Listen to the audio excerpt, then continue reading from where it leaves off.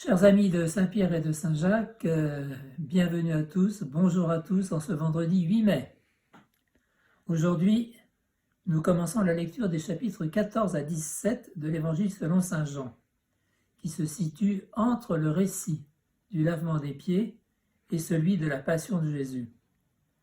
Cette lecture se poursuivra pratiquement jusqu'à la Pentecôte, et ces 4 chapitres sont comme un testament spirituel dans lequel Jésus ouvre largement son cœur à ses disciples, dans un certain nombre d'enseignements qui intègrent souvent des fragments de dialogue avec les disciples, écho des échanges que Jésus avait avec eux durant ces années de vie commune pour les faire progresser et leur faire découvrir sa personnalité divine. Alors que les apôtres pressentent que de graves événements vont se dérouler et que déjà ils ont été décontenancés par la défection de Judas et par le geste inattendu du lavement des pieds, Jésus commence par un appel à la sérénité. Que votre cœur ne soit pas bouleversé. Fondé sur la reconnaissance de la foi. Vous croyez en Dieu, croyez aussi en moi. Comment ne pas prendre à notre compte aujourd'hui cet appel quand nos cœurs sont troublés et dans l'incertitude ? Mais Jésus évoque tout d'abord l'avenir, un avenir qui déborde largement nos perspectives d'ici-bas, en parlant d'une mystérieuse maison du Père, où nous sommes attendus de manière personnelle, chacun pour ce que nous sommes. Dans cette maison mystérieuse, il y a en effet de nombreuses demeures. Ce n'est pas une résidence anonyme et impersonnelle.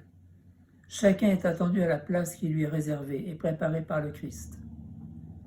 Cela donne une dimension nouvelle à notre existence qui doit trouver sa dimension définitive grâce au Christ qui viendra nous prendre avec lui. C'est donc un message de réconfort. Et l'on comprend que ce texte soit fréquemment choisi comme évangile par les familles en deuil à l'occasion de la célébration des obsèques d'un parent ou d'un proche. Mais Jésus ne se contente pas de présenter cette maison paternelle, cette maison familiale qui doit regrouper les enfants de Dieu. D'une manière encore un peu énigmatique, comme c'est souvent le cas chez Saint Jean, Jésus parle du chemin qui mène à cette demeure. Il n'hésite pas à affirmer « Vous savez le chemin », ce qui fait réagir Thomas. « Nous ne savons pas où tu vas. Comment pourrions-nous savoir le chemin ?» Jésus, qui a besoin qu'on lui mette les points sur les i, si je puis m'exprimer ainsi, n'a pas encore compris que le chemin auquel Jésus fait allusion, c'est son enseignement en parole et surtout en acte. En conséquence, ce qui nous est proposé et demandé, c'est de prendre modèle sur le Christ, de parler comme il a parlé, de prendre modèle sur lui, de regarder le monde comme il l'a regardé, de tendre la main comme il a su la tendre à qui en avait besoin. Personne ne va vers le Père sans passer par moi. Jésus est l'unique chemin, Paul dira qu'il est l'unique médiateur.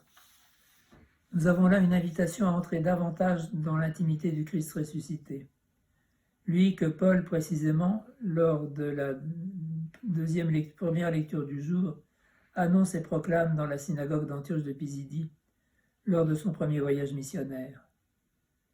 Grâce à cette prédication, nous apprenons à mieux le connaître, à mieux connaître le dessein de Dieu, à nous efforcer de déchiffrer les signes des temps, pour vivre autant que possible en conformité avec la volonté de celui qui est notre Père, de nous conduire à la plénitude de la vie. La promesse faite à nos pères, Dieu l'a pleinement accomplie pour leurs enfants en ressuscitant Jésus. Bonne journée à tous et toutes.